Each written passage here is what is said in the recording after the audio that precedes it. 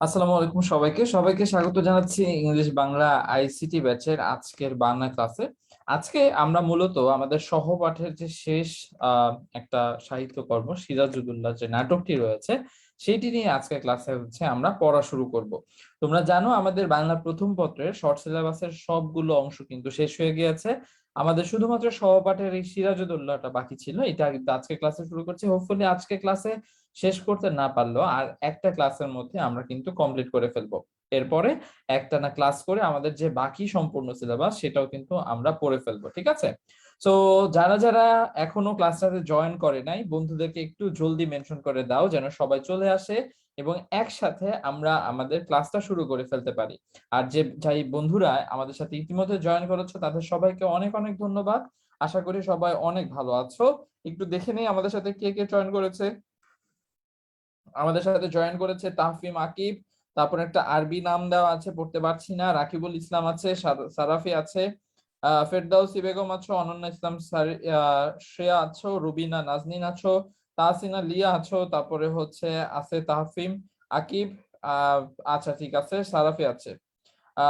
ঠিক আছে, অনেক অনেক ধন্যবাদ তোমাদের সবাইকে জয়েন করার জন্য। বাকি বন্ধুদেরকে একটু মেনশন করে দাও যেন বাকিরাও চলে আসে এবং একসাথে আমরা আমাদের ক্লাসটা আজকে শুরু করে দিতে পারি। আচ্ছা, সিরাজউদ্দৌলা নাটক যেহেতু আমরা সহপাঠের অংশটা বলেছিলাম, আমরা যে সিস্টেমে পড়বো সেটা হচ্ছে আমরা মূলত মূল অংশগুলো নিয়ে পড়বো। যেমন বহিপীর আমরা লাস্ট ক্লাস, বহিপীর বলছি লাল সালু আমরা লাস্ট ক্লাসে শেষ করেছি। তোমাদের কাছে কি কোনো সমস্যা তোমরা ফেস করেছো বা এমন কোনো জিনিস আছে যেটা বুঝতে পারো নাই? আর হচ্ছে বলেছিলাম যে ক্লাসটা শেষ হয়ে গেলে অবশ্যই একটু সময় নিয়ে রিডিং করে ফেলার জন্য, যেন তোমাদের এন্ডে আর কোনো সমস্যা থাকলে সেটা তোমরা নোট ডাউন করে ফেলতে পারো এবং পরবর্তীতে আমাকে জানাতে পারো যে ভাইয়া এই জায়গাটাতে আমরা বুঝতে পারছি না। সো এটা কিন্তু অবশ্যই করে ফেললো। আচ্ছা, আমরা হচ্ছে প্রথমেই এই নাটকটি যিনি লিখেছেন নাট্যকার তার সম্পর্কে জানবো। লিখেছেন সিরাজউদ্দৌলা নাটকটা সিকান্দার আবু জাফর, ঠিক আছে? সিকান্দার আবু জাফর 1918 সালে সাতক্ষীরা জেলার তালা উপজেলার তোমার তেতুলিয়া গ্রামে কিন্তু জন্মগ্রহণ করেছেন। কত সালে জন্মগ্রহণ করেছেন? 1918 সালে। মূলত একজন কবি হলেও সাহিত্যের বিভিন্ন ক্ষেত্র ছিল তার স্বচ্ছন্দ চারণা। প্রগতিশীল সাংস্কৃতিক আন্দোলনে তিনি বরাবরই অগ্রবর্তী ছিলেন। তার সম্পাদনায় দীর্ঘকাল ধরে প্রকাশিত মাসিক সাহিত্য পত্রিকা সমকাল হয়ে উঠেছিল তরুণ সাহিত্যিকদের মিলন ক্ষেত্র, পাকিস্তানি অপশাসনের বিরুদ্ধে বুদ্ধিবৃত্তিক প্রতিবাদ এবং প্রতিরোধের এক বলিষ্ঠ প্ল্যাটফর্ম। পাকিস্তানি সামরিক শাসনের বিরুদ্ধে সোচ্চার কণ্ঠে প্রতিবাদ ব্যক্ত করা এই পত্রিকাটি একাধিকবার নিষিদ্ধ এবং এর প্রকাশিত সংখ্যা বাজেয়াপ্ত হয়েছিল। আচ্ছা, যে কথাটি এখানে মূলত বলা হয়েছে যে তিনি একটা সম্পাদনার কাজ করেন, যেটা হচ্ছে মাসিক পত্রিকা ছিল। মাসিক মানে প্রত্যেক মাসে একবার আসতো। আমরা এখন কি দৈনিক পত্রিকা রাখি, ধরো প্রথম আলো বা আমরা দ্য ডেইলি স্টার, এগুলো কি দৈনিক পত্রিকা, অর্থাৎ প্রতিদিন প্রকাশিত হয়, প্রতিদিন হচ্ছে তোমার কাস্টমারদের কাছে বা যারা পত্রিকা পড়ে তাদের কাছে পৌঁছানো হয়। কিন্তু মাসিক পত্রিকার কনসেপ্টটা হচ্ছে প্রতি মাসে একবারে প্রকাশিত হয়। সেই মাসের যত ঘটনাবলী গুরুত্বপূর্ণ যা যা কিছু আছে সবকিছু ওই মাসিক পত্রিকাটাতে উল্লেখিত থাকে। তো তার সম্পাদিত মাসিক পত্রিকাটার নাম ছিল হচ্ছে সমকাল, যেখানে তিনি কি করেছিলেন, সেখানে অনেক তরুণ সাহিত্যিকরা ছিল এবং পাকিস্তানের শাসক অর্থাৎ পাকিস্তান আমলে পাকিস্তানিরা আমাদের বিরুদ্ধে যে অপশাসন চালিয়েছে, পাকিস্তানিরা আমাদের বিরুদ্ধে যে আমাদের উপর নির্যাতন করেছে, নিপীড়ন করেছে, সেগুলার এগেইনস্টে বা সেগুলার বিরুদ্ধে তিনি কিন্তু তোমার হচ্ছে কি বুদ্ধিবৃত্তিক বলতে এখানে মূলত বোঝানো হচ্ছে এমন না যে তোমার এটা হচ্ছে গঠনমূলক সমালোচনার মাধ্যমে তিনি প্রতিবাদ দেখানোর চেষ্টা করেছেন, প্রতিরোধের চেষ্টা করেছেন। এমন মানে সরাসরি বলে নাই যে পাকিস্তানকে আমরা সাপোর্ট করব না বা পাকিস্তানের বিরুদ্ধে যেতে হবে, এরকম না। তার লেখনির মধ্যে একটা বিষয় ছিল যেখানে মানুষ ইঙ্গিত চাপেতো, সরাসরি বলা না থাকতো ইঙ্গিত চাপেতো যে আসলে পাকিস্তান আমাদের উপর কেমন নির্যাতন করছে, ঠিক আছে? পাকিস্তান সামরিক শাসনের বিরুদ্ধে সোচ্চার কণ্ঠে প্রতিবাদ ব্যক্ত করায় এই পত্রিকাটি, অর্থাৎ এই যে পাকিস্তানের বিরুদ্ধে যে অনেকবার তারা হচ্ছে তোমার প্রতিবাদ জানিয়েছে, প্রতিবাদ করেছে, সেই জন্য এই পত্রিকাটি অনেকবার নিষিদ্ধ করা হয়েছিল এবং অনেকবার এটার যে প্রকাশিত যত সংখ্যা রয়েছে, অর্থাৎ ধরো এখন যদি খুব সহজে বলি যে আমাদের প্রকাশিত হয়ে যাওয়ার পরে এই পত্রিকাটা অনেকবার কিন্তু তোমার কি করা হয়েছিল, বাজেয়াপ্ত করা হয়েছিল, অর্থাৎ এটা ইউজ করা যাবে না, এটা পড়া যাবে না, এমন একটা নিয়ম জারি করা হয়েছিল, ঠিক আছে?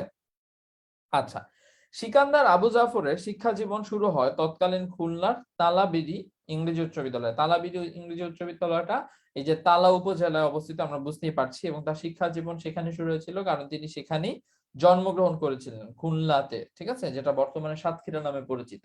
সেখানকার পাঠ সমাপ্ত করে তিনি কলকাতার সুরেন্দ্রনাথ কলেজে, যেটার পূর্ব নাম ছিল রিপন কলেজ, এই অবজেক্টিভ গুলা ভালো মতো মনে রেখো। সুরেন্দ্রনাথ কলেজের পূর্ব নাম কি? সুরেন্দ্রনাথ কলেজের পূর্ব নাম কি বলতো? যারা ক্লাসে আছি আমরা, সুরেন্দ্রনাথ কলেজের পূর্ব নাম হচ্ছে রিপন কলেজ, ঠিক আছে। শিক্ষা জীবন সমাপ্ত হবার পরে 1941 সাল থেকে বিভিন্ন ধরনের মননশীল পেশায় তিনি যুক্ত হয়েছিলেন। দেশভাগের পর পূর্ব বাংলায় চলে আসেন এবং 1953 সাল পর্যন্ত রেডিও পাকিস্তানের স্টাফ আর্টিস্ট হিসেবে তিনি দায়িত্ব পালন করেন। তিনি ছিলেন মুখ্যত একজন সাংবাদিক। কাজী নজরুল ইসলাম সম্পাদিত নবযুগ পত্রিকায় কাজ করার অভিজ্ঞতাও কিন্তু তার ছিল।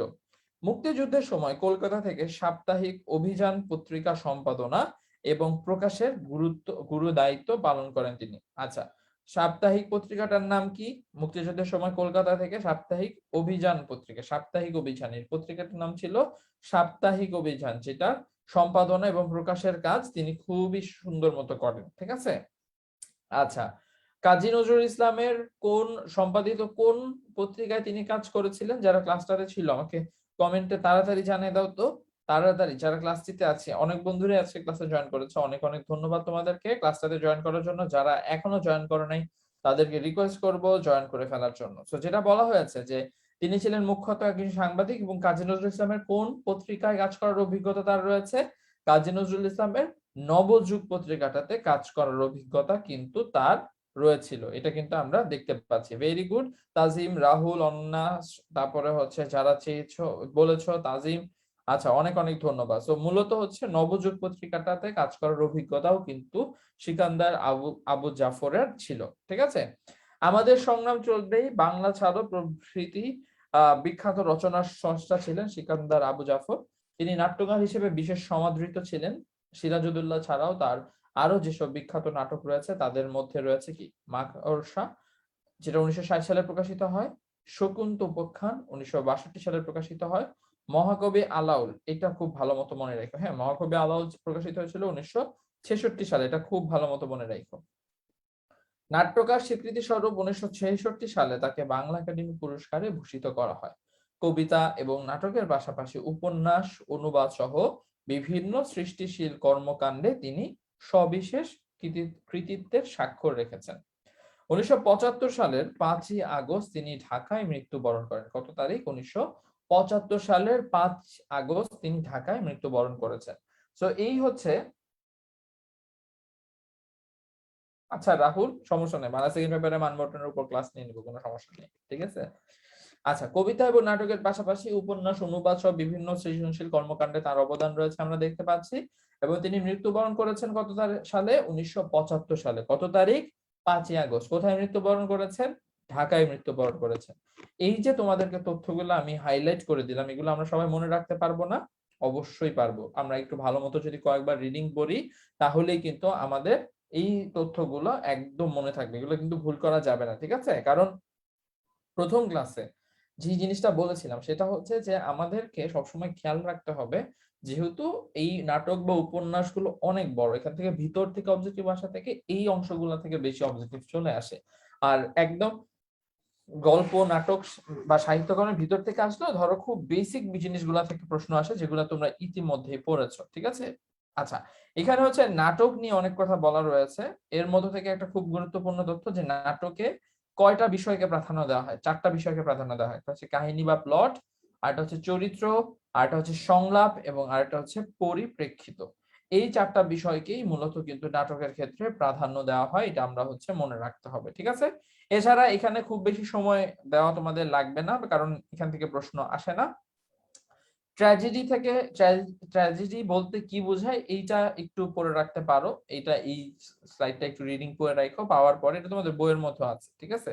এখানে কয়েকটা তথ্য একটু গুরুত্বপূর্ণ দাগিয়ে দেই, যেমন ট্র্যাজেডির ক্ষেত্রে নায়ক কিংবা নায়িকা মুখ্য করুণ রস পরিবেশন, ট্র্যাজেডির ধর্ম, ট্র্যাজেডির মধ্যে যে রসটাই প্রধান, অর্থাৎ একটা নাটক বা একটা সাহিত্যকর্ম যখন রচনা করা হয় তখন সেটার মধ্যে হচ্ছে তোমার প্রচুর রস থাকে, অর্থাৎ অনেক রসিয়ে ঘটনাগুলো বলা হয়।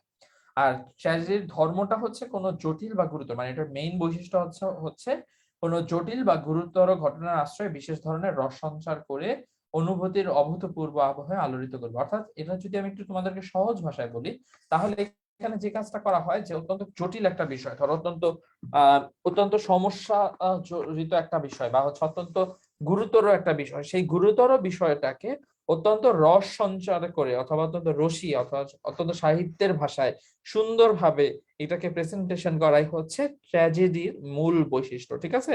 আচ্ছা, আশা করি বুঝতে পেরেছো। কোনো কনফিউশন থাকলে আমাকে একটু বলে ফেলো যে ভাইয়া এই জায়গাটাতে আমাদের কনফিউশন আছে। ঠিক আছে, যারা ক্লাসে আছি আমাকে একটু বলো যদি কোনো জায়গায় তোমাদের কনফিউশন থাকে যে ভাইয়া এই জায়গাটাতে আমাদের কনফিউশন রয়েছে।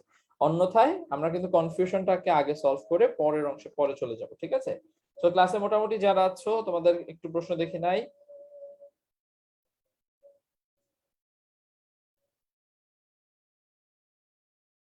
আচ্ছা, একটা ভালো প্রশ্ন বলেছো যে সারাফি, যে আহ, আমি বুঝি না যে সাহিত্যিকদের সাথে তোমার হচ্ছে পত্র পত্রিকার সম্পর্ক কি। তুমি নিশ্চয়ই জানো, পেপারটা একটু একদিন খুলো আজকে, যদি কেউ পেপার রাখো বা অনলাইনেও সার্চ দিতে পারো, দেখবা সম্পাদকীয় একটা পেজ থাকে।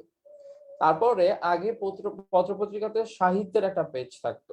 তারপর হচ্ছে এমন অনেক পত্রিকা রয়েছে যেখানে ধরো বিভিন্ন ধরনের সাহিত্যকর্ম, বিভিন্ন তোমার মতবাদ প্রকাশ করার সুযোগ থাকতো। এই যে সম্পাদনা করা, পত্র পত্রিকাটা কিন্তু এমন না যে কোনো একটা নিউজ হচ্ছে সেটাকেই প্রকাশ করে দেওয়া হচ্ছে, সেটাকে সুন্দরভাবে সম্পাদনা করে নিউজটাকে কিন্তু প্রেজেন্ট করতে হয়। এই কাজগুলা কিন্তু এই সাহিত্যিক মনোভাব বা সাহিত্য কর্ম নিয়ে যাদের ধারণা রয়েছে তারা অনেক ভালো মতো পারতো। এই কারণটাতেই তখনকার সময় বিভিন্ন মানুষ সাহিত্যের জন্য বা সাহিত্য রিলেটেড এক্সপিরিয়েন্স আছে এমন মানুষের এখানে কাজ করতো। বুঝেছি?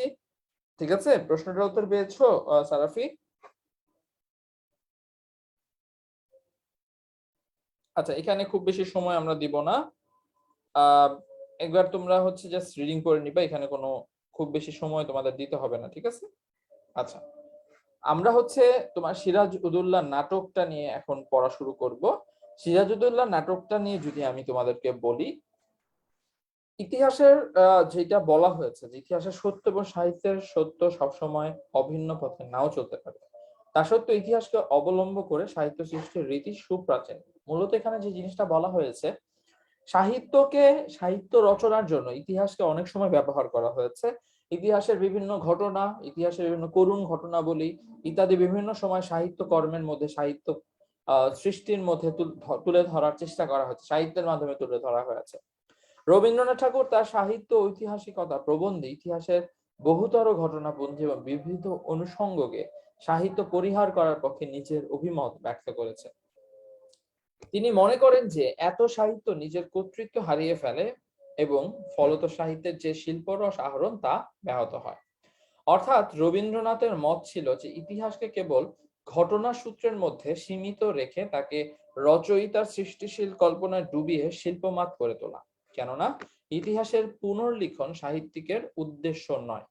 তবে রবীন্দ্রনাথের এই মন্তব্য থেকে এরূপ কোনো সিদ্ধান্ত নেওয়ার সুযোগ নেই। এখানে যে বিষয়টা মূলত বলা হয়েছে যে ইতিহাসের সাথে সাহিত্যকর্মের মিলটা আছে, এখানে সাহিত্যিকদের কিন্তু এইটা টার্গেট না যে তোমার ইতিহাসটাকে নতুন করে লেখা, ইতিহাসের কোনো ঘটনা বলে চেঞ্জ করা, এটা কিন্তু সাহিত্যিকরা করেন না।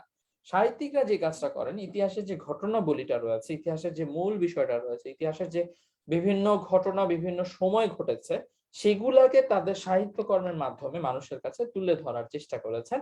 এইটাই হচ্ছে মূলত এই পার্টটাতে বলার চেষ্টা করা হয়েছে। ইতিহাসের প্রতি সাহিত্যিকের আনুগত্য প্রদর্শন অপ্রয়োজনীয়। মূল কথা এই যে ইতিহাসের মূল সত্যের প্রতি আস্থা রেখে সাহিত্যিক ইতিহাস অবলম্বী সাহিত্য রচনা করবেন। তবে ইতিহাসকে যান্ত্রিকভাবে অনুসরণের কোনো দায় লেখকের থাকবে না, এমন দাবি যৌক্তিক হবে না। তবে বাংলা ইতিহাস ভিত্তিক নাটক রচনায় উল্লেখিত এই আদর্শ সর্বদা অনুসৃত হয়েছে। ইতিহাসকে অবলম্বন করে নাটক রচনার প্রচেষ্টা যে শতাব্দী প্রাচীন তা কিন্তু অনস্বীকার্য। এসব নাটকে অধিকাংশ ক্ষেত্রেই যে ইতিহাসের প্রসঙ্গ এসেছে তা রাজরার ইতিহাস, কোন সম্রাট কিংবা নবাব অথবা সেনাপতি তথা কোনো না কোনো প্রকার সামন্ত বীর, এমনকি কখনো কখনো কোনো সামন্ত নারী, এসব নাটকে কেন্দ্রীয় ভূমিকায় অবতীর্ণ। অর্থাৎ তাদের যে ইতিহাসের উপর নির্ভর করে যে সাহিত্য কর্মগুলো রচনা করা হয়েছে, এই সাহিত্য কর্মগুলোতে কোন একটা মূল চরিত্র রয়েছে, নায়ক নায়িকা বলো অথবা হচ্ছে কোন একটা চরিত্র রয়েছে, যে চরিত্রটাকে কেন্দ্র করে বা মূল ভূমিকা ধরেই কিন্তু ইতিহাসগুলো রচনা করা হয়। এই ধরনের নাটকের কেন্দ্রীয় চরিত্র সর্বদাই সামন্ত শ্রেণীর প্রতিনিধি, যেখানে সামন্ত প্রভু তথা রাজার ইচ্ছাতেই প্রজার ইচ্ছা, গণতান্ত্রিক অধিকার চেতনা এক্ষেত্রে মূল প্রেরণা হয় নয়। আর সাধারণভাবে কেন্দ্রীয় চরিত্রকে মহিমান্বিত করার অর্থ হলো প্রকান্তরে সমস্ত ব্যবস্থাকে অভিনন্দিত করা। কিন্তু সমগ্র ভারতবর্ষ যে সময় সামন্ত কাঠামো থেকে ক্রমশ বেরিয়ে আসতে শুরু করেছে, সঙ্গে লড়াই করে ক্রমশ একটি গণতান্ত্রিক সমাজ গঠনের পথে এগিয়ে চলেছে, তখন এই পেছনমুখী সামন্ত পৃথিবী সমাজ পরিবর্তনের গতিধারার সঙ্গে সংঘর্ষপূর্ণ হয়ে ওঠার আশঙ্কা জাগায়। আবার এ কথাও সত্য যে দীর্ঘ ইংরেজ শাসনের ঘেরাটোপে থেকে নাট্যকাররা যখন কোনো উৎকৃষ্ট শিল্প সৃষ্টির উপযোগী চরিত্রের সন্ধান করেছেন, তখন তাদের সামনে এই সামন্ত বীরগণই আবির্ভূত হয়েছে। সমাজগতির বিপরীত স্রোতে না হেঁটে উল্লেখিত এসব অনুষঙ্গ নিয়ে নাটক রচনা করতে গিয়ে বাংলা সাহিত্যে মুখ্য নাট্যকাররা কখনো ইতিহাসকে প্রেক্ষাপট হিসেবে রেখে তাদের দৃষ্টি নিবন্ধন করেছেন মানব মনস্তত্ত্ব, প্রেম, জীবনোপলব্ধি প্রভৃতির দিকে। আবার কখনো অভীষ্ট সামন্ত নায়কের ইতিহাস সূত্রকে অক্ষুণ্ণ রেখে সমসাময়িক প্রেক্ষাপটে একটি দেশাত্মবোধক কাঠামোকে ওই চরিত্রটিকে পুনর্নির্মাণ করেছে। অর্থাৎ বলার চেষ্টা করেছে যে এই সময়গুলোতে যখন নাটক বা সাহিত্যকর্ম রচনা করা হয়েছে, তখন আসলে তারা তো চরিত্র খুঁজেছেন, কিন্তু তখন আশেপাশে দেখা যেত যে সবকিছুর মধ্যে ওই যে এই যে ভূস্বামীরা বলো, পাকিস্তানের শোষকরা বলো, এদের চরিত্রগুলা অথবা ওভারঅল যে ইংরেজ আমলে যে শাসন ও মানুষের উপর চলেছে, সেগুলাই যেন মানুষের মাঝে ভেসে উঠতো। এবং শুধুমাত্র তাই নয়, তখনকার সময়ে ধরো তোমার যত যাই হোক না কেন, তারা মানুষের প্রতি মানুষের যে টান, ভালোবাসা, এটা যেমন দেখানোর চেষ্টা করেছেন, প্রেমের সম্পর্ক দেখানোর চেষ্টা করেছেন, কিন্তু সবকিছুর মধ্যে একটা যেন তোমার মূল জায়গা ছিল যে তারা আসলে চরিত্রগুলোকে ফুটিয়ে তোলার চেষ্টা করেছেন বিভিন্নভাবে। ঠিক আছে, বিভিন্নভাবে মানে বিভিন্ন গুরুত্বপূর্ণ বিষয় তুলে ধরার চেষ্টা করেছে।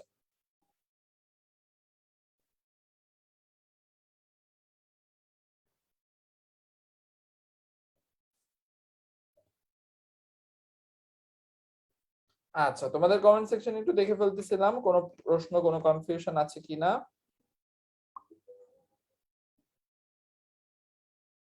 আচ্ছা, নিয়ন চন্দ্র কি বুঝতেছো না যদি একটু বলো তাহলে খুব ভালো হতো। তোমার প্রশ্নটা ডিরেক্ট করলে আমি প্রশ্নের উত্তরটা করে দিতে পারবো। নিয়ন চন্দ্র যে আছো, কিছুই বুঝতে পারছো না বলতে কি, এখানে যে জিনিসগুলো বলা হচ্ছে এটা তো একদম বইয়ের ভাষায় তোমাদেরকে বলা, বাট আমি কিন্তু এটার পাশাপাশি তোমাদেরকে এক্সপ্লেন করতেছি যে কোন পার্টটাতে আসলে কি মিন করা হচ্ছে। সেখানেও যদি কোনো প্রশ্ন থাকে অবশ্যই কিন্তু তুমি করতে পারো, ঠিক আছে।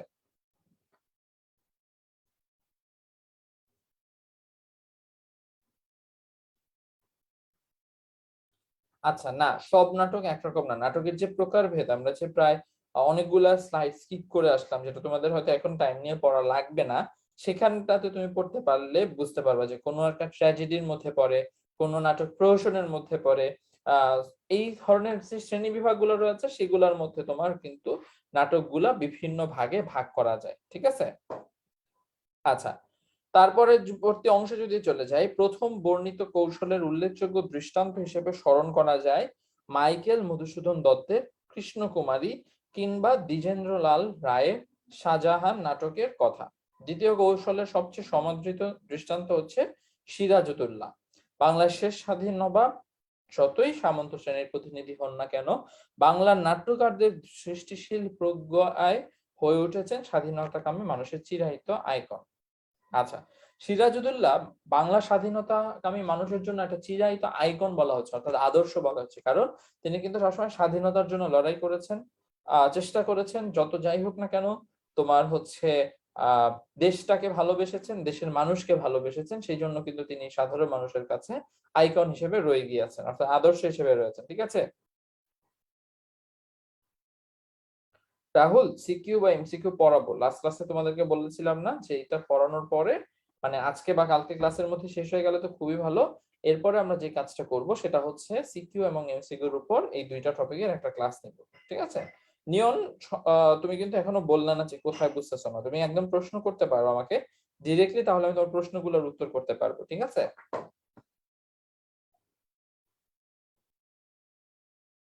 আচ্ছা, দেখো তখনকার সময়ে ভারতবর্ষে কিন্তু এক ধরনের সামন্ত কাঠামো থেকে তখন বেরিয়ে আসতে শুরু করেছে। আর এরই পাশাপাশি ধরো বিভিন্ন ধরনের লড়াই, বিভিন্ন ধরনের যুদ্ধ ইত্যাদি কিন্তু চলতেছিল। এবং এই যে লড়াইগুলো চলতেছিল, এটা কিন্তু গণতান্ত্রিক সমাজ যে গঠন, গণতান্ত্রিক সমাজ গঠন মানে মানুষের অধিকার প্রতিষ্ঠার দিকে ধীরে ধীরে এগিয়ে যাচ্ছিল। আর ঠিক সেই সময়টাতে এই পেছনমুখী সামন্তপ্রীতি সমাজ পরিবর্তনের গতিধারার সঙ্গে সংঘর্ষপূর্ণ হয়ে ওঠার আশঙ্কাটা জাগায়। আবার এই কথাও সত্য যে দীর্ঘ ইংরেজ শাসনের ঘেরাটপ থেকে নাট্যকাররা যখন কোনো উৎকৃষ্ট শিল্প সৃষ্টির উপযোগী চরিত্রের সন্ধান করছেন, তখন তাদের এই সামন্ত বীরগণে আবির্ভূত হয়েছে সমাজগতির। আচ্ছা, এটা এই প্যারাটা তো আমরা মাত্রই পড়েছি, তাই না?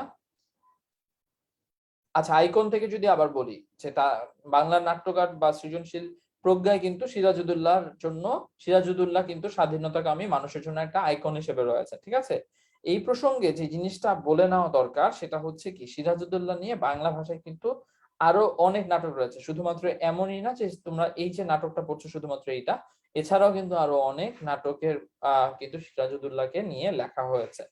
এসব নাটকের রচয়িতার মধ্যে বিশেষভাবে উল্লেখযোগ্য হচ্ছে গিরিশচন্দ্র ঘোষ, শচীন সেনগুপ্ত, সিকান্দার আবু জাফর। গিরিশচন্দ্র ঘোষ তার নাটকের রচনায় বলেছেন, বিদেশি ইতিহাসে সিরাজ চরিত্র বিকৃত বর্ণে চিত্রিত হইয়াছে।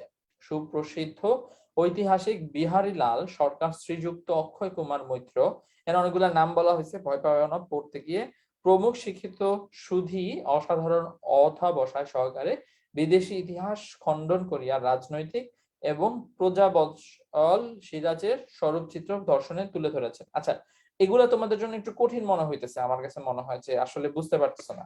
আমরা চলো একটা কাজ করি, আমরা সিরাজুদ্দৌলার একদম বেসিক ঘটনাটা একটু জানার চেষ্টা করি, তাহলে আই থিঙ্ক তোমাদের জন্য ওভারঅল ইজি হবে, ঠিক আছে? ওকে, আমরা হচ্ছে একটা কাজ করি। আমার স্ক্রিন হচ্ছে তোমরা দেখতে পারতেছো না এখন, অবশ্যই তোমাদেরকে আমরা স্ক্রিন দেখানোর চলো একটা ব্যবস্থা করি। চলো আমরা একটু সিরাজউদ্দৌলা সম্পর্কে জেনে আসি, তাহলে যেটা হবে আমাদের ওভারঅল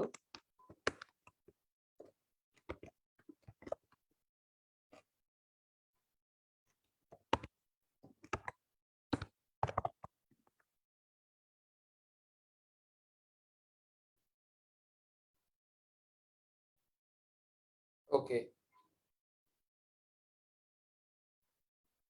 উইকিপিডিয়াতেই ঢুকলাম, অসুবিধা নেই, যদিও উইকিপিডিয়াতে বিশেষ করা উচিত না, বা উইকিপিডিয়াতে অনেক ভুল তথ্য থাকে। বাংলাপিডিয়াতে ঢুকি, বাংলাপিডিয়া কিন্তু ট্রাস্টেড, এটাতে কোনো ভুল থাকে না। সো বেসিক্যালি সিরাজউদ্দৌলা কিন্তু বাংলার স্বাধীন, এটা এইটা বুঝতে পারলে তুমি নাটকটা বুঝতে পারবা আমি বিশ্বাস করি। কারণ হচ্ছে নাটকের মধ্যে বেসিক্যালি বিভিন্ন ঘটনাবলী ইত্যাদি অনেক কিছু তুলে ধরার চেষ্টা করা হয়েছে। 4টা অঙ্ক মনে হয় তোমাদের নাটকের মধ্যে দেওয়া রয়েছে। যাই হোক, আমরা যদি একটু বলি, দেখো সিরাজউদ্দৌলা ছিলেন বাংলার স্বাধীন শেষ নবাব। স্বাধীন শেষ নবাব কেন বলা হচ্ছে, কারণ তোমরা জানো যে বাংলা কিন্তু একটা দীর্ঘ সময় ধরে, দীর্ঘকাল ধরে কি ছিল, পরাধীন ছিল। কাদের পরাধীন? ইংরেজদের পরাধীন। ইংরেজরা প্রায় 200 বছর আমাদের উপর শাসন শোষণ চালিয়েছে, তাই না? তো সেই জায়গাটা থেকে সিরাজউদ্দৌলা হচ্ছে তোমার শেষ বাংলার নবাব ছিলেন। এবং তোমরা জানো কিনা জানি না, সিরাজউদ্দৌলার আগে তার যে পিতামহ সিংহাসনে ছিলেন, এরপরে যখন সিরাজউদ্দৌলা আসেন তখন কিন্তু তিনি অত্যন্ত তরুণ, মানে অত্যন্ত ছোট একটা মানুষ, কিশোর একটা মানুষ হিসেবে তিনি সিংহাসনে বসেন। এবং পরবর্তীতে দেখো 1957 সালের 23শে জুন পলাশীর যুদ্ধে তিনি কিন্তু পরাজিত হয়েছিলেন। এবং এবং হচ্ছে তোমার নিহত হওয়ার পর মূলত হচ্ছে ইংরেজরা কি করছে, বাংলার যে নবাব বা বাংলার যে উপর দখল, সেই দখল কিন্তু তোমার তুলে ধরা বা দখল কিন্তু করা শুরু করেছে। বুঝতে পেরেছি আমরা? সিরাজউদ্দৌলার রিয়েল ছবিটা আসলে বোঝা, রিয়েল ছবি বলতে তুমি সিরাজউদ্দৌলা নিয়ে,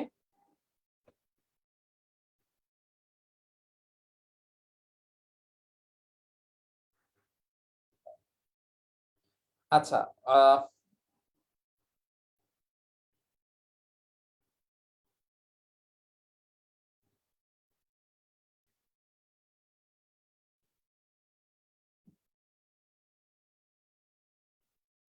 আচ্ছা, কয়েকটা প্রশ্ন এসেছে, সেগুলোর উত্তর আমি তোমাদেরকে দিচ্ছি। একটু যদি বলি, সেটা হচ্ছে যে একজন প্রশ্ন করেছে যে ভাই 2টা ক্লাসে উপন্যাস শেষ, তোমার হচ্ছে তোমারটা 1 মাসে শেষ হচ্ছে না। কেন 2টা ক্লাসে শেষ করেছে? এটা রিজনটা হচ্ছে 1 মাস ব্যাপী একটানা ক্লাস নিলে উপন্যাস লাইভে 1 ঘন্টা করে করে পড়ানো সম্ভব না। এবং উপন্যাস নাটকের ক্ষেত্রে যেটা হয় যে অনেক বড় করে ইচ্ছা করে ঘুরিয়ে ঘুরিয়ে তোমার অনেক ঘটনা বর্ণনা করে করে করে করে লেখানোর চেষ্টা করে, যেটা অত্যন্ত সহজ ভাষায় লেখা হয়। এইচএসসি স্টুডেন্ট হিসেবে তুমি যদি একবার রিডিং পড়ো, তুমি বুঝতে পারবা। আমরা যেটা করেছি, উপন্যাস বা সারাংশ, উপন্যাস বা নাটকের ক্ষেত্রে মূল যে সারাংশটা রয়েছে, সেই সারাংশটা আমরা তোমাদেরকে বোঝানোর চেষ্টা করি। আচ্ছা, যে এই উপন্যাসটা থেকে আমরা কি কি বুঝবো, কি কি পয়েন্ট আমাদের মনে রাখতে হবে, কি কি জিনিস বুঝতে হবে, সেগুলো আমি তোমাদেরকে বলে দিয়েছি। এরপরে তোমাদেরকে একটা কাজ দিয়েছিলাম যে 1-2 বার তোমরা পুরো উপন্যাসটা রিডিং করবা। সেটা যদি করে থাকো তাহলে কারো বোঝার কোনো সমস্যা থাকবে না। যদি সেটা না করি, তোমরা একটু কান্নাকাটি করো যে ভাইয়া ক্লাস নেন নাই, ক্লাস হচ্ছে না, পুরাটা নিলে ভালো হইতো, এটা আগে করো না। আগে তোমরা নিজেরা একটু বাসায় পড়ো, তারপরে যদি লাগে আমরা তো ক্লাস নিবই, কোনো তো অসুবিধা নেই, তাই না? বাট আগে তো বাসায় পড়তে হবে, ঠিক আছে? সো এটাই আর কি। আর হচ্ছে আরেকটা জিনিস সিরাজউদ্দৌলার ব্যাপারে যদি বলি, সিরাজউদ্দৌলা খুবই তার যে আশেপাশের মানুষ, তার পরিবারের মানুষ, তার যে সিপাহসালার মানুষ, সবাইকে অনেক অনেক বেশি বিশ্বাস করতেন, তার নিজের জীবনের থেকেও বিশ্বাস করতেন, যেটাই কিন্তু পরবর্তীতে তার কাল হয়ে দাঁড়ায়, ঠিক আছে? নবাব, তার নবাব হওয়ার মূলত হচ্ছে তোমার, সে যেহেতু অনেক ছোট ছিলেন, তার আসলে নবাব হওয়ার কথা ছিল না। নবাবের কথা ছিল না মানে তখনকার সময় অন্যান্য মানুষ নবাব হবে এরকম একটা চিন্তা ভাবনা ছিল। সেই কারণেই তিনি নবাব হয়ে যাওয়ার পরেই তার যে আত্মীয় স্বজন, যেমন ঘসিটি বেগম, রাজবল্লভ, মীর জাফর আলী, শওকত প্রভৃতি মানুষজন প্রচুর হিংসা করা শুরু করে, এবং হিংসা করে চিন্তা করে যে কিভাবে তোমার হচ্ছে সিরাজকে ক্ষমতা থেকে নামানো যায়, ঠিক আছে? এবং তোমার হচ্ছে এই চিন্তাটা তাদের মধ্যে যেন খুব বেশি কাজ করে। বাট এই কারণে হচ্ছে পরবর্তীতে তারা ইংরেজদের সাথে হাত মিলায়। তারা মনে করে যে ইংরেজদের সাথে সিরাজকে নামালে হচ্ছে তারা তাদের মতো শাসন করতে পারবে, বাট পরবর্তীতে সেটাও হয় না। ইংরেজরা তাদেরকেও শাসনভার কিন্তু দেয় না, বরং ইংরেজরাই পুরো শাসনভারটা নিয়ে নেয়। আমি তোমাদেরকে এটার লিঙ্কটা পরবর্তীতে পাঠিয়ে দিব, তোমরা ক্লাসের শেষে এটা একবার রিডিং দিয়ে ফেলো সিরাজউদ্দৌলা সম্পর্কে। খুবই ছোট, বাট ওভারঅল তোমাদের জন্য অনেক ভালো হবে, ঠিক আছে? তো আমরা তাহলে এবার হচ্ছে একটু স্লাইডের দিকে আবার চলে যাই যদি, তাহলে হচ্ছে আমরা যেটা বলতেছিলাম যে সিরাজউদ্দৌলাতে মূলত এই বিষয়গুলাই হচ্ছে এখানে তুলে ধরার চেষ্টা করা হয়েছে, ঠিক আছে? চলো নাটকটা একটু পড়ি। সিরাজউদ্দৌলা আবু জাফর রচিত এই নাটকটি করুণ রসাত্মক। করুণ রসাত্মক মানে এখানে করুণ পরিণতি দেখানো হয়েছে। এখানে দেখানো হয়েছে কিভাবে মীর জাফর ঘসিটি বেগমদের প্রতারণা বা হচ্ছে তোমার লিপসার কারণে বা হচ্ছে ষড়যন্ত্রের কারণে বাংলার একটা পরাজয় ঘটে, নবাবকে হত্যা করা হয় ইত্যাদি বিষয় এখানে তুলে ধরা হয়েছে। এই জন্য এটাকে করুণ রসাত্মক বলা হয়েছে, ঠিক আছে? বুঝতে পেরেছি কেন করুণ রসাত্মক বলা হয়েছে। পরে আবার বলবা যে ভাইয়া করুণ রসাত্মক কেন বলা হয়েছে, রিজনটা কিন্তু বলে দিলাম। হ্যাঁ, ট্র্যাজেডি সদৃশ বেদনা বহতা এই নাটকে বিদ্যমান, অর্থাৎ ট্র্যাজেডি আমরা এই নাটকে দেখতে পেরেছি। নাটকের কেন্দ্রীয় চরিত্র সিরাজের ব্যক্তিত্ব এবং প্রজ্ঞা একইভাবে ট্র্যাজেডির শিল্পমানকে স্পর্শ করে। এক অনিবার্য ও ভয়াবহ পরিণতির দিকে এগিয়ে যাওয়া সত্ত্বেও আপন লক্ষ্যে অবিচল থাকার মধ্য দিয়ে সিরাজকে নাট্যকার ট্র্যাজেডি নায়কের মতোই এক অসামান্য উচ্চতায় নিয়ে গেছেন। আবার এ কথাও সত্য যে সিরাজের মৃত্যু তার যন্ত্রণা ভোগের অবসান ঘটিয়েছে, যা ট্র্যাজেডির মেজাজ কিছুটা ক্ষুণ্ণ করেছে। তবে বলে রাখা প্রয়োজন, নাটকটি রচনা সবসময় বাংলাদেশের সমাজ, রাজনীতি, সংস্কৃতিতে যে আন্দোলনের অভিঘাত লক্ষ্য করা যাচ্ছিল তা সম্যকভাবে উপলব্ধি করেই সম্ভবত পুঙ্খানুপুঙ্খভাবে গ্রিক কিংবা শেক্সপিয়ার ট্র্যাজেডির ব্যাকরণ মেনে কোনো নাটক রচনায় নাট্যকার উদ্বুদ্ধ হন। অর্থাৎ নাটকের তো কিছু কাঠামো রয়েছে। ধরো এটার ক্ষেত্রে সব থেকে এক্সপার্ট হচ্ছে শেক্সপিয়ারের ট্র্যাজেডির নাটক, কিন্তু সেই কাঠামোটা তিনি ফলো করেননি। তিনি তার মতো করে যেভাবে লেখা প্রয়োজন সেভাবে কিন্তু সিকান্দার আবু জাফর লেখার চেষ্টা করেছে, ঠিক আছে? কেননা নাটকটির রচনাকাল মূলত স্বাধীনতার আকাঙ্ক্ষায় নতুন করে বাঙালির জেগে ওঠার সময়, এক অনিশেষ আশাবাদে উজ্জীবিত হওয়ার সময়। এই প্রেক্ষাপটে ব্যর্থতার করুণ কারুণ্য জানতেই পারে হচ্ছে, কিন্তু তা কোনোভাবে অন্তহীন যন্ত্রণা অবসিত হতে পারে না।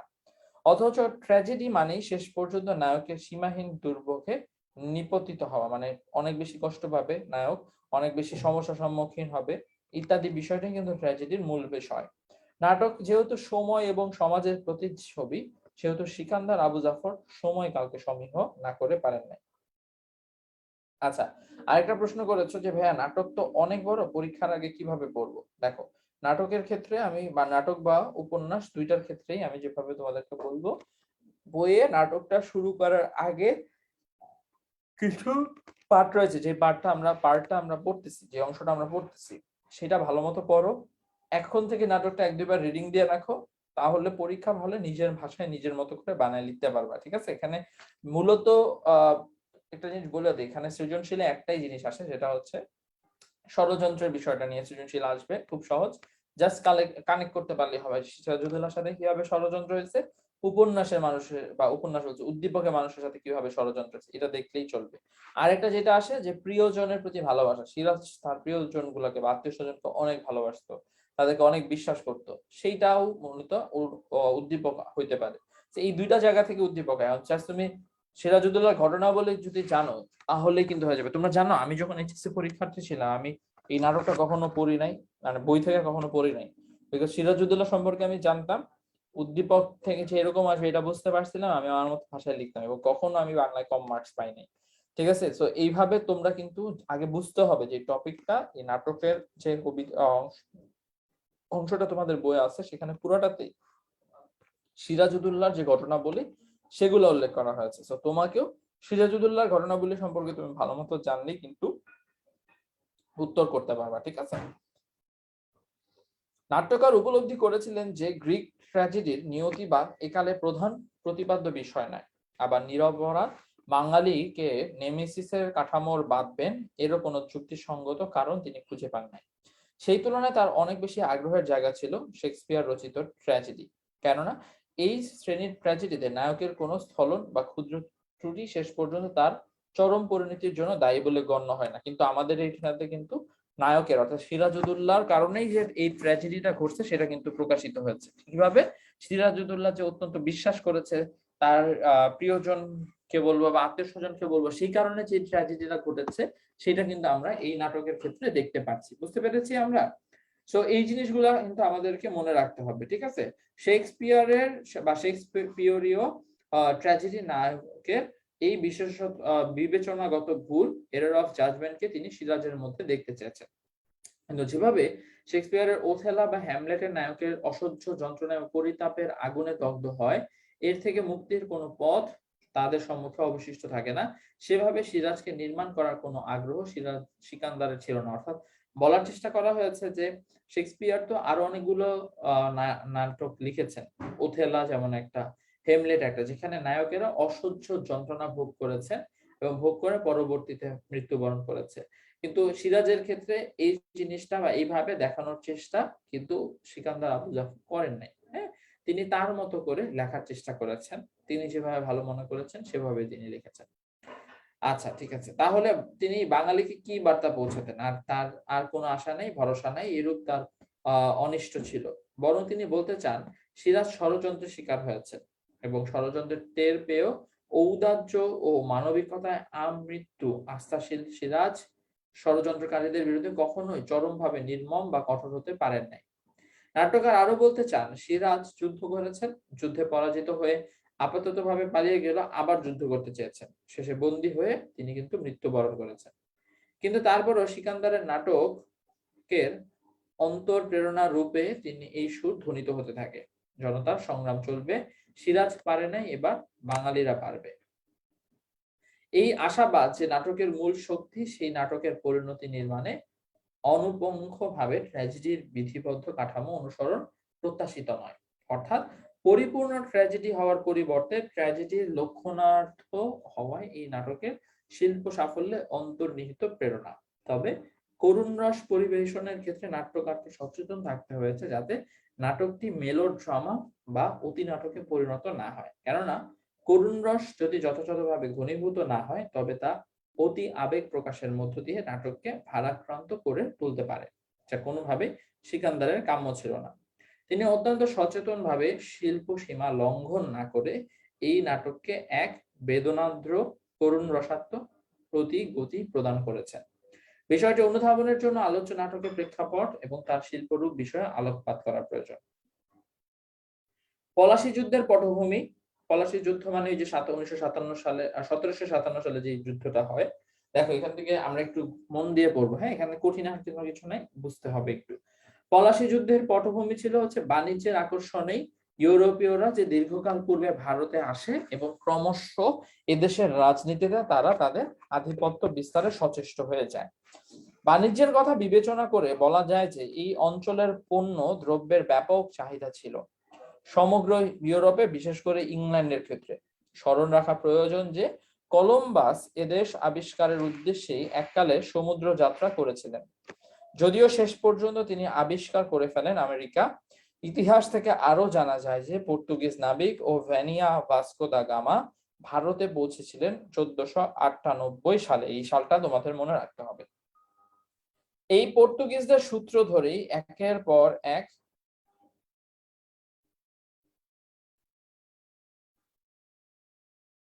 সুরাইয়া, আমি পুরো নাটকটা বলে দিব না, পুরো নাটকটা পড়লে অনেকগুলা ক্লাস লাগবে, 20-25টা ক্লাস লাগবে, তাও শেষ করা যাবে না।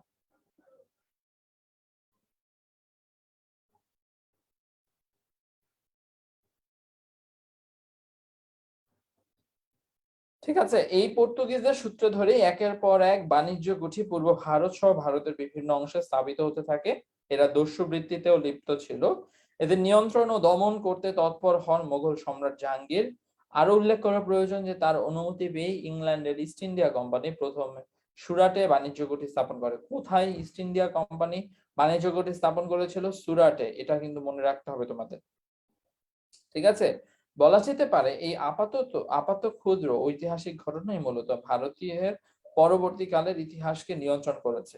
ইতিহাস থেকে আরো জানা যায় যে 1632 সালে বাংলার সুবেদার যুবরাজ শাহ সুজা সম্মতি পেয়ে ইংরেজরা হুগলিতে কারখানা স্থাপনের অনুমতি পায়। কোথায় কারখানা স্থাপন করে? হুগলিতে। এরই ধারাবাহিকতায় 1698 সালে ইংরেজরা সুতানি, গোবিন্দপুর, তারপরে হচ্ছে তোমার কলকাতা গ্রাম ক্রয় করে এবং উল্লেখিত এই 3টি গ্রাম নিয়ে পরে কলকাতা নগরী গড়ে ওঠে। এর কাছাকাছি সময় আরো একটি উল্লেখযোগ্য ঘটনা ঘটে। মরণাপন্ন মুঘল সম্রাট মরণাপন্ন মুঘল সম্রাট ফররুখ শিয়রকে 16 মানে 16 মনে হয় দাঁত 16 চিকিৎসার মাধ্যমে সুস্থ করে তোলেন ইংরেজ ডাক্তার হচ্ছে হ্যামিল্টন। সো চিকিৎসার মাধ্যমে সুস্থ করে ফেলার পরে আর এরই পুরস্কার হিসেবে ডাক্তারের অনুরোধে ইংরেজরা এদেশে অবাধ বাণিজ্যের ফরমান প্রদান করেন। এবং যেহেতু সম্রাটের এত বড় একটা জীবন বাঁচানোর চেষ্টা মানে বাঁচিয়ে দিয়েছে, তো যেটা হচ্ছে পুরস্কার হিসেবে তারা কি করতেছে, অবাধ বাণিজ্যের একটা চেষ্টা, একটা দাবি জানিয়েছে এবং সম্রাট সেটা কিন্তু অনুমতি দিয়েছেন, যা ইংরেজদের বিনা শুল্কে বাণিজ্য, জমিদারি লাভ, নিজস্ব টাকশাল স্থাপন, এমনকি দেশীয় কর্মচারীদের বিচার করারও ক্ষমতা প্রদান করে। তবে দিল্লি থেকে এমন ফরমালিশ জারি হলেও বাংলা শাসনকর্তা মুর্শিদ কুলি খা, সুজাউদ্দিন খা, সরফরাজ খা বা আলীবর্দী খা তাদের সঙ্গে বাংলার নবাবদের ঘন ঘন সংঘর্ষ এবং লড়াই নিজ নিজ এলাকায় এতটাই শক্তিশালী নয় যে যে নেতাদের বা যেই সম্রাটদের কথা বলা হয়েছে, শাসকদের কথা বলা হয়েছে, তারা নিজ নিজ এলাকায় এতটাই শক্তিশালী ছিলেন যে তারা কেউই বাদশার এই অন্যায় ফরমান মানেন নাই। আর এটা থেকে কিন্তু ইংরেজদের মনে একটা জিনিস আসে যে বাংলা দখল করতে হবে, বাংলার নবাবদেরকে পরাজিত করতে হবে। সেই কারণেই বাংলা নবাবদের সাথে তাদের বারবার কিন্তু ঘন ঘন সংঘর্ষ হয়েছে, লড়াই চলতে ছিল। এই সকল লড়াইয়ে ইংরেজরা বারবার পরাভূত হয়েছে। অত্যন্ত নবাব খাঁর শাসনামল পর্যন্ত এই সকল লড়াই খুব একটা ব্যাপকতা লাভ করেনি। তবে ভেতরে ভেতরে নানা রকম ষড়যন্ত্র কিন্তু তখনও চলছিল। কিন্তু পরিস্থিতির প্রয়োজনে অতি অল্প বয়সে সিরাজ উদ্দৌলা সিংহাসনে আরোহণের পর থেকেই ইংরেজরা সিরাজের বিরুদ্ধে ব্যাপকভাবে একের পর এক লড়াই এবং ষড়যন্ত্রে লিপ্ত হয়। ইংরেজদের এই ষড়যন্ত্রে লিপ্ত বা সামিল হয় ফরাসিরাও, কেননা বাণিজ্য কুঠি স্থাপনের সূত্র ধরে ফরাসিদের নানা রকম স্বার্থ বড় হয়ে দেখা দেয়। বাণিজ্য সূত্রে প্রথমে ফরাসি এবং ইংরেজদের মধ্যে রেষারেষি তৈরি হলো। পরবর্তী পর্যায়ে তারা একে অপরের সঙ্গে হাত মিলিয়ে সিরাজের বিরুদ্ধে গোপন ষড়যন্ত্রের জাল বিস্তার করতে সক্ষম হয়। এদিকে দিল্লির শাসন ব্যবস্থা সে সময় দুর্বল থাকায় মারাঠা বর্গী, পারস্য রাজ নাদির শাহ, আফগান শাসনকর্তা আহমদ শাহ আবদালী প্রমুখের আক্রমণে গোটা দেশ যেন খুবই অস্থিতিশীল হয়। বন্ধুরা, আমাকে একটু 1 মিনিট সময় নিয়ে জানাও তো কে কোথায় ক্লাসটিতে বুঝতে পারো নাই, কোনো কনফিউশন কোথাও আছে কিনা। যদি কোনো কনফিউশন থাকে আমাকে একটু এখনই জানিয়ে দাও, আমি তাহলে সলভ করে দিয়ে পরবর্তী অংশে চলে যাব।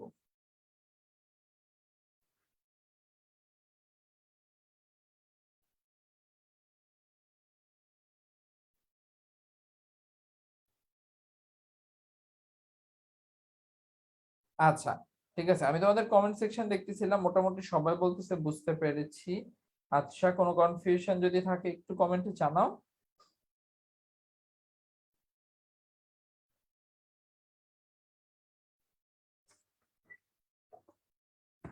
ওকে, কোনো কনফিউশন বা কোনো প্রশ্ন আমি তোমাদের এখান থেকে দেখতে পাচ্ছি না।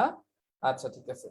এই পরিস্থিতি, এই যে একটা পরিস্থিতি তৈরি হয়েছে, এই পরিস্থিতির সুযোগটাকে নিয়ে ইংরেজ এবং ফরাসিরা তাদের চক্রান্ত, যেটা অর্থাৎ বাংলাকে ধীরে ধীরে দখল করা, সেটা কিন্তু বাস্তবায়ন করা শুরু করে। ইংরেজদের ষড়যন্ত্রের অংশ হিসেবে তারা দেশীয় স্বার্থপর লোভী বেনিয়া মুৎসুদ্দিদের সঙ্গে যোগাযোগ স্থাপন করে। দেশি লোভী মানুষ বলতে যেমন ধরো সিরাজের ক্ষেত্রে সিরাজের যে আশেপাশের মানুষজন ছিল, ঘসেটি বেগম ছিল, সিরাজের যে সেনাপতি মীর জাফর ছিল, সবাইকে এরকম মানুষদের কথা বোঝানো হচ্ছে যারা অর্থের বিনিময়ে তাদের হচ্ছে তোমার তাদের যে কর্তৃত্ব, তাদের যে দায়িত্ব, সেটাকে যেন বিক্রি করে দিয়েছিল। দেশীয় এসব ব্যক্তিদের কাছ থেকে নিজেদের স্বার্থ সংরক্ষণই শেষ কথা ছিল, তাতে দেশের ক্ষতি হলো কি না হলো না সে বিষয়ে কোনো চিন্তা তাদের মধ্যে কিন্তু একদম ছিল না। বলা প্রয়োজন যে নবাব মুর্শিদ কুলি খাঁ কিংবা নবাব আলীবর্দী খাঁ কেউই তাদের শাসনামলে এসব পুঁজিপতি কিংবা বিদেশি বেনিয়াদের কোন রকম কোনো প্রশ্রয় দেন নাই। সিরাজউদ্দৌলা নবাব হওয়ার পর তিনিও একইভাবে পূর্বসূরীদের পদাঙ্ক অনুসরণ করেন এবং তাদেরকে প্রশ্রয় দেন না। নবাব সিরাজউদ্দৌলা ছিলেন বয়সে খুবই তরুণ, এটা আমরা একটু আগে বলছি। তিনি ইংরেজদের বিরুদ্ধে সরাসরি যুদ্ধে অবতীর্ণ হন, তবে ফরাসিদের প্রতি তার প্রশ্রয় ছিল বলে কোনো ইতিহাসবেত্তা মনে করেন। কিন্তু সিরাজের সামনে সবচেয়ে বড় প্রতিবন্ধকতা কি ছিল জানো? সিরাজের সামনে সব থেকে বড় প্রতিবন্ধকতা ছিল যে নবাব ষড়যন্ত্র, নবাবের প্রাসাদ ষড়যন্ত্র, যেটা নবাবের অধিকাংশ আমত্ত সেনাপতি অর্থ ক্ষমতার লোভে নবাবের বিরুদ্ধে ষড়যন্ত্রে লিপ্ত হয়। অর্থাৎ সব থেকে বড় থ্রেট, সব থেকে বড় প্রতিবন্ধকতা এটাই ছিল তাদের সিরাজের ক্ষেত্রে, যেটা হচ্ছে কি প্রাসাদের মধ্যে, তার নিজের প্রাসাদে নিজের মানুষের মধ্যে ষড়যন্ত্র যখন শুরু হয়। মীর জাফর আলী খাঁ নিজেই নবাব হবার লোভে হাত মেলান রাজবল্লভ জগৎ শেঠ রায়দুর্লভ সহ আর অনেকের সাথে। এমনকি নবাবের যে আপন খালা খসটি বেগমও তার নিজ পুত্র স্নেহে অন্ধ হয়ে নবাবের বিরুদ্ধে অবস্থান নেওয়ার। নিজ পুত্র স্নেহে মানে সে চিন্তা করেছে যে নবাব যদি নিহত হয় তাহলে তার পুত্র সম্রাট হতে পারবে, সেইটা তার মধ্যে লোভ কাজ করে এবং ষড়যন্ত্র সফল করার জন্য অর্থ ব্যয় করেন। এরই ধারাবাহিকতায় 1757 খ্রিস্টাব্দের 23শে জুন পলাশের প্রান্তরে ইংরেজদের বিরুদ্ধে নবাব যুদ্ধে অবতীর্ণ হন। এটা যুদ্ধে পরাজিত হওয়ার অন্যতম একটা কারণ ছিল যে ইংরেজদের তুলনায় নবাবদের অস্ত্র গোলাবারুদ সবকিছুই কিন্তু তোমার হচ্ছে বেশি ছিল, কিন্তু ইংরেজ থেকে ইংরেজের পক্ষে ছিল 3000 শরণার্থী কামান। আর অন্যদিকে বিপরীতে নবাব পক্ষে মানে হচ্ছে তোমার নবাবের অর্থাৎ সিরাজউদ্দৌলার সৈন্য ছিল 50,000, কামানের সংখ্যা ছিল 53টা। অর্থাৎ নবাব কিন্তু এদিক থেকে খুব শক্তিশালী ছিল, কিন্তু তাও কেন সমস্যা হইলো?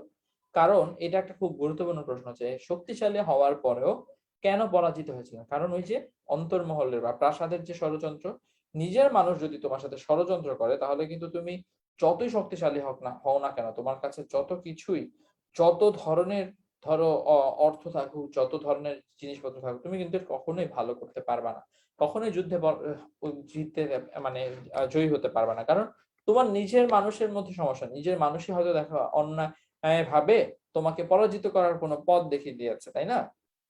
সেটা তো সম্ভব না। তো যেটাই হোক, পরবর্তীতে বলা হয়েছে এত বিপুল সমর সামর্থ্য থাকা সত্ত্বেও নবাবের পরাজয় হলো কেননা তার অধিকাংশ সেনাপতি যুদ্ধে অংশগ্রহণ না করে নিষ্ক্রিয় হয়ে রইল। এভাবে এক অন্যায় যুদ্ধে বাংলায় ইংরেজদের অধীন হলো এবং ব্যক্তি ও গোষ্ঠী স্বার্থ রক্ষা করতে গিয়ে বিশ্বাসঘাতক এবং সেনাপতিরা স্বাধীনতা বিসর্জন দিয়েছিল। অর্থাৎ তুমি যে স্বাধীন নাগরিক হিসেবে বেঁচে থাকবা, সেটা থেকেও তখন তাদের কাছে হচ্ছে অর্থটাই যেন বেশি মূলত প্রাধান্য পায়, যে কারণে নবাবের পরাজয় ঘটেছিল। সিরাজের এই পরাজয় তার সমর শক্তি কোনো অভাব ছিল না, কেবল অভাব ছিল নিকটজনের সততা ও আন্তরিকতার। এই পরাজয় একান্তই ভাবে রাজনৈতিক এবং অর্থনৈতিক ভাবে ছিল। এই লাইনটা একদম মুখস্থ করো এখন আমার সাথে। নাটকটি 4টা অঙ্কে 12টা দৃশ্যের রচনা করা হয়েছিল। এর মধ্যে 8টা দৃশ্যে সিরাজ স্বয়ং উপস্থিত, অর্থাৎ 8টা দৃশ্যে সিরাজ রয়েছে। নাটকটি আবর্তিত হয়েছে সিরাজকে কেন্দ্র করে। নাটকের কাহিনী উপস্থাপিত হয়েছে সিরাজ এবং অন্যান্য চরিত্রের সংলাপের মধ্যে দিয়ে।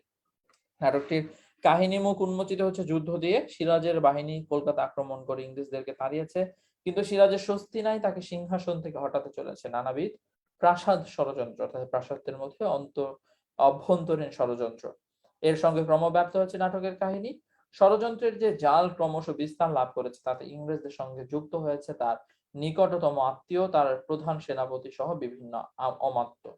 নাট্যকার এরূপ পরিস্থিতি সৃষ্টি করে গড়ে তুলেছেন নাট্যিক দ্বন্দ্ব, যাকে বহন করে চলেছে সিরাজের বহুমাত্রিক সংকট। একদিকে বাংলার স্বাধীনতা বজায় রাখতে হবে, অপরদিকে অসহায় বিষে তোমার জর্জরিত ষড়যন্ত্রকারী নিকটজনদেরও পরিত্যাগ করতে পারছেন না সিরাজ। নাট্যকার এই বিষয়টিকে কেন্দ্র করে সৃষ্ট নাটক দ্বন্দ্বের মধ্য দিয়ে তিনি নাটকটিকে ক্লাইম্যাক্সে নিয়ে গিয়েছেন। তিনি দেখাতে চেয়েছেন সিরাজ সবকিছু বুঝতে পারছেন, কিন্তু কঠোরতম পদক্ষেপ নিতে তার মানবিক গুণাবলী তাকে বাধা দিচ্ছে। এরকম একটি জটিল পরিস্থিতি তৈরি করে নাট্যকার আবারও যুদ্ধের আবহ ফিরিয়ে নিয়ে এসেছিলেন। এবার ষড়যন্ত্র সফল হয়েছে। সিরাজের আস্থাভাজন সামরিক কর্মকর্তা একের পর এক মৃত্যুবরণ করেছে। সিরাজকেও শেষ পর্যন্ত যুদ্ধক্ষেত্রে ত্যাগ করতে হয়েছে, প্রাণ বাঁচানোর তাগিদে নয়। রাজধানীতে ফিরে এসে আবার শক্তি সঞ্চয় করে স্বাধীনতা বজায় রাখার চেষ্টা করার প্রখর সংকল্পে। দেখো, সিরাজ কিন্তু কখনো হার মানেন নাই। তিনি পরাজিত হয়েছেন যখন বুঝতে পেরেছেন, তাই বলে তিনি কিন্তু আত্মসমর্পণ করে দেন নাই। তিনি শহরে চলে এসেছিলেন ঠিকই, কিন্তু শহরে চলে এসেছিলেন যেন তিনি আবার গিয়ে পাল্টা আক্রমণ করতে পারে। তার যে মানুষ, তার যে দেশের মানুষ, তাদেরকে স্বাধীনতার স্বাদ দিতে পারে। অর্থাৎ তার মধ্যে সবসময় কিন্তু সেই দেশের প্রতি ভালোবাসা, দেশের মানুষের জন্য কাজ করার যে চেতনা, সেটা কিন্তু সবসময় কাজ করেছে। বুঝতে পেরেছি আমরা? পরবর্তীতে দেখা গেছে সিরাজ ধরা পড়েছে এবং কারাগারে বন্দী হয়। চূড়ান্ত দৃশ্যে কৃতঘ্ন মোহাম্মদী বেগের হাতে সিরাজ নিহত হয়েছে। মোহাম্মদী বেগের হাতে যে নিহত হয়েছে, এটা খুব ভালো মতো মনে রেখো, বানান সহ। এক অপরিসীম বেদনার পাঠক হৃদয়কে ভারাক্রান্ত করে নাটকটির পরিসমাপ্তি ঘটেছে। নাটকটিতে সিকান্দার ইতিহাসকে পূর্বাপর অনুসরণে সচেষ্ট ছিলেন। ইতিহাসে লিপিবদ্ধ কোনো গুরুত্বপূর্ণ ঘটনা তিনি বাদ দেননি বা পাল্টান নাই। তবে কোনো কোনো অঙ্কের শুরুতে তারিখ ব্যবহারের ক্ষেত্রে কিছু ঐতিহাসিক তথ্যগত অসঙ্গতি দেখতে পাওয়া যায়। ইতিহাসকে গুরুত্ব দিতে গিয়ে কখনো কখনো সিরাজের চরিত্র বিকাশও বাধাগ্রস্ত হয়েছে। বিশেষ করে নাট্যিক দ্বন্দ্ব গড়ে ওঠার ক্ষেত্রে যে সময় দেওয়া দরকার ছিল, সিরাজের চরিত্র মনস্তত্ত্ব প্রস্ফুটিত করে তুলতে সেই ধরনের শিল্প পরিচর্যার প্রয়োজন ছিল, তার ঘাটতি লক্ষ্য করা যায়। ঐতিহাসিক ঘটনা প্রভাবের চাপে সিরাজের যন্ত্রণা হাহাকার খুবই নিচু স্বরে নাটকে শোনা গেছে। অর্থাৎ আমরা এখানে মূলত তার যে শক্তি, তার যে কাজ করার বা তার মানুষের জন্য তোমার কাজ করার যে ইচ্ছা, সেগুলা কিন্তু এখানে আমরা ফুটিয়ে তোলার চেষ্টা করেছি। সিরাজও ধীরধার, স্থির প্রতিজ্ঞ, সহানুভূতিশীল ছিলেন। বলতে গেলে তার মধ্যে কোনো ত্রুটি কিন্তু একদম ছিল না। ঠিক আছে? নিকটজনদের পরিত্যাগ করতে না পেরে কঠোর শাস্তি প্রদান করতে ব্যর্থ হওয়ায় যদি তার চরিত্রে অন্তিত না হতো, তবে পুরো নাটকটিরই ব্যাপকভাবে ক্ষতিগ্রস্ত হওয়ার আশঙ্কা দিত। কারণ সিরাজ কিন্তু একজন ভালো মানুষ ছিলেন। তিনি তার কাছের মানুষকে পছন্দ করতেন, কাছের মানুষকে তিনি অনেকটাই ভালোবাসতেন, বিশ্বাস করতেন। এটাই কিন্তু একটা মানুষ হিসেবে তোমার স্বাভাবিক গুণ বা গুণাবলী, যে তুমি তোমার কাছের মানুষকে বিশ্বাস করবা, ভালোবাসবা, তাই না? তো সিরাজের ক্ষেত্রে এই জিনিসটাই ঘটেছে। এবং সিরাজের চরিত্রে সব থেকে গুরুত্বপূর্ণ যে দিকটা ছিল, সেটা হচ্ছে একজন সামন্ত নবাব থেকে জনতার শক্তিতে জাগ্রত হবার বিশ্বাস নিয়ে শ্রমিক নেতায় পরিণত হওয়া। নাটকের রূপাত্তে লক্ষ্য করা হয়েছে সিরাজ আর জনতা যেন একই কাতারে এসে দাঁড়িয়েছে। অর্থাৎ সিরাজ সবসময় তার জনগণের জন্য, তার যে মানুষ রয়েছে তাদের জন্য সবসময় কাজ করতেন। সেই বিষয়গুলাই কিন্তু এখানে মূলত ফুটিয়ে তোলার চেষ্টা করা হয়েছে। ঠিক আছে? আচ্ছা, আমাদের মূল যে বিষয়টা, সেটা কিন্তু আমরা নাটক মানে সিরাজউদ্দৌলা টপিকটা থেকে বুঝতে পারতেছি যে আসলে কি হয়েছিল। আমি তোমাদেরকে একটু বলি, এখান থেকে দুইটা টাইপের প্রশ্ন আসবে। একটা হচ্ছে উদ্দীপক, দুইটা টাইপের আসবে একদম কমন। একটা হচ্ছে বিশ্বাসঘাতকতা, আর একটা হচ্ছে প্রিয়জনের প্রতি ভালোবাসা। এই দুইটা জায়গা থেকে তোমার টপিক আসবে। তুমি সিরাজউদ্দৌলা সম্পর্কে আমি তোমাদেরকে আইডিয়া দিলাম যে সিরাজউদ্দৌলা অত্যন্ত কম বয়সে তোমার সিংহাসনে আসছেন, তার বিরুদ্ধে প্রাসাদের মধ্যে অভ্যন্তরীণ ষড়যন্ত্র হয়েছে, যেই কারণে কিন্তু তাকে তার তোমার হচ্ছে আলটিমেটলি তাকে যুদ্ধে পরাজিত হতে হয়েছে। এবং যুদ্ধে পরাজিত হইলেও তিনি কিন্তু হাল ছাড়েন নাই। তিনি রাজধানীতে ফিরে এসেছেন। কেন এসেছেন? কারণ তার মধ্যে মনে ওই স্পৃহাটা ছিল যে তিনি আবার শক্তিশালী হয়ে ফেরত যাবেন ইংরেজদের হাত থেকে তার দেশের মানুষকে রক্ষা করার জন্য। ঠিক আছে? তো এইটাই হচ্ছে মূল বিষয়, এটাই তোমাকে সৃজনশীলে গুছায় লিখতে হবে। তো এইটা ছাড়া আর মোটামুটি পড়ার, ইভেন তুমি যদি নাও পড়ো পুরা নাটকটা, কোনো অসুবিধা নেই। আমার এই কথাগুলো যদি শুনে থাকো তাহলে তোমার জন্য মোটামুটি কভার হবে। আমি তোমাদেরকে একটা বাংলাপিডিয়া থেকে যে লিঙ্কটা দেখিয়েছি ওইটা আমি তোমাদেরকে দিয়ে দিব, ওইটা সবাই একবার অ্যাটলিস্ট রিডিং দিবা। এটা তোমাদের কাছে আমার একটা রিকোয়েস্ট, ভাইয়া আপু যারা আছো এইটা একবার রিডিং দিও। সিরাজউদ্দৌলা সম্পর্কে বুঝতে পারলে তুমি লিখতে পারবা পরীক্ষার খাতে, কোনো অসুবিধা হবে না। ঠিক আছে? সো এই হচ্ছে মোটামুটি আমাদের সিরাজউদ্দৌলা যে নাটকটা ছিল সেইটাই। এটার উপর আর কোনো এক্সট্রা ক্লাস নিব না। সিরাজউদ্দৌলা এবং লাল সালুই দুইটা টপিকের উপর একটা এমসিকিউ আর সৃজনশীল ক্লাস নেব, সেখানে আমরা আরো আলোচনা করব, তোমাদের সমস্যাগুলো নিয়ে কথা বলবো। সো অনেক অনেক ধন্যবাদ জয়েন করার জন্য। যারা জয়েন করেনি আশা করি পরে রেকর্ডেড ক্লাস দেখে নিবে। সবাই ভালো থেকো, সুস্থ থেকো। পরবর্তী ক্লাসে তোমাদের সাথে আবারও দেখা হবে। আর যেভাবে পড়তে বললাম সেভাবে একটু কষ্ট করে পড়ে নিও, আশা করি আর কোনো সমস্যা থাকবে না। উপন্যাস, নাটক এইভাবে পড়ে ফেলতে হয়, এটা মনে রাখো। খুবই ভালো, সহজ শর্ট টেকনিক। তুমি যদি ঘটনাবলী মনে রাখো তুমি সুন্দর মতো লিখতে পারবে খাতায়। ঠিক আছে? তো সবাই ভালো থেকো, পরবর্তী ক্লাসে দেখা হবে ইনশাআল্লাহ। আসসালামু আলাইকুম আজকের জন্য।